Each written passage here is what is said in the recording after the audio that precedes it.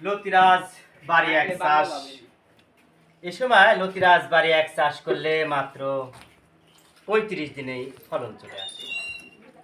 প্রিয় দর্শক, দেখতে পাচ্ছেন লতি হারভেস্টিং এর প্রাথমিক কার্যক্রম। বর্তমানে সময়োপযোগী চাষাবাদ বলতে লতিরাজ বাড়ি এক চাষকেই বোঝানো হয়। বেকার সমস্যার তাৎক্ষণিক সমাধান লতিরাজ বাড়ি এক চাষ। কেননা চারা রোপণের পর থেকে হিসাব করে ৩৫ দিনে কিন্তু লতি সংগ্রহ করা যায়, যদি সঠিক সময় সঠিক যত্ন নিতে পারে। প্রিয় দর্শক, বলা হয়ে থাকে যত্নে মেলায় রত্ন, তর্ক বহুদূর।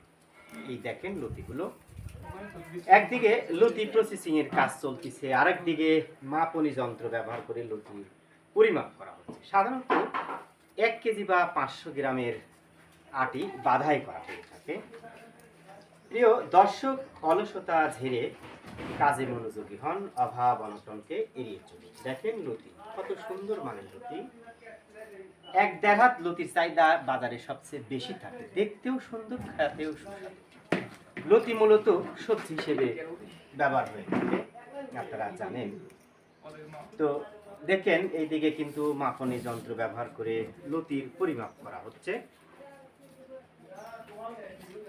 প্রিয় দর্শক, বাংলাদেশ কৃষি নির্ভর অর্থনীতি সময় পরিক্রমায় সময়োপযোগী চাষাবাদের প্রচলন ঘটেছে।